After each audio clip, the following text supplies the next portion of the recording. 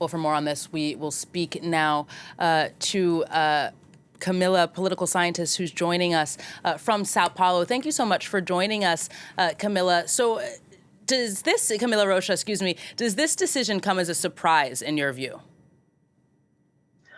No, it's not a surprise at all. I think we've been all waiting for this decision.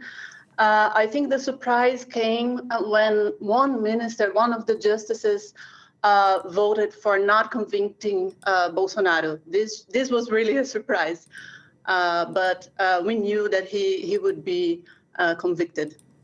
So this is still kind of unprecedented in Brazil, which is a country that has known at least 15 attempted coups or coup attempts since its monarchy was overthrown in the late 19th century. But still, this is the first time that the leader of such an attempt has been convicted. So what has changed? Do you think there's something about the details of this case that made the judicial system react differently?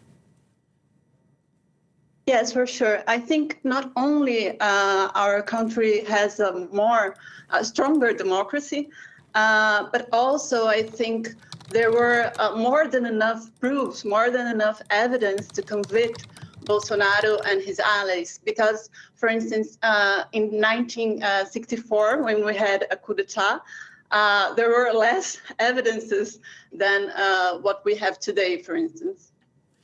Now, do you think that a decision like this, Camila, given the current political climate in Brazil, is likely to further bolster Jair Bolsonaro's popularity, or do you think that it'll convince the public that he really did commit a crime?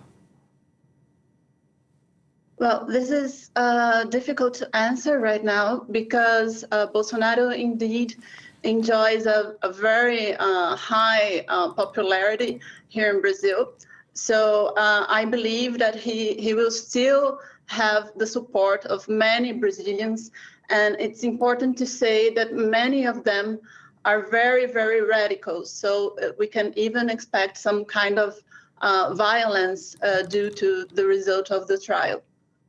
So, I mean, similarly, how divided do you think the public is? We played a report there earlier. I mean, the numbers of his supporters seemed, at least in that particular report, to be smaller than the numbers of his critics to come out. But do you think there is more of a consensus that what Bolsonaro did was wrong than at least in places like the United States, for example?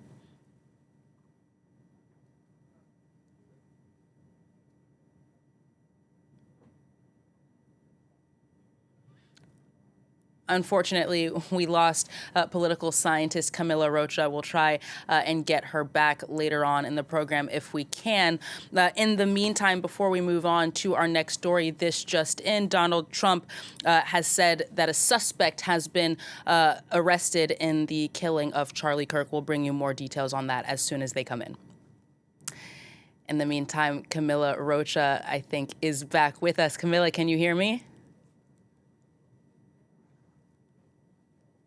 Yes. Great, thank you. So we were just, I'll move on to a different question for you, Camila. All of this comes despite pressure, even threats from the Trump administration. I mean, it's obvious that the two were in quite a similar situation.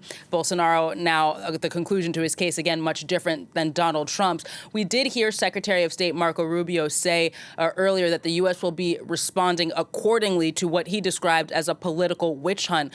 Brazilian officials, though, haven't caved. How do you, what do you make of Brazil's response thus far to threats from the administration?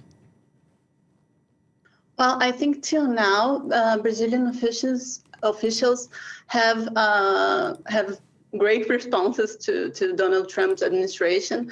I mean, we won't be threatened by any president or country. I think our democracy is really strong. And I think that this kind of measure is not acceptable. It cannot be accepted. You published a book, Camila, on the right-wing movement behind Jair Bolsonaro. How do you think it compares to what we see in the United States? What are some of its defining characteristics?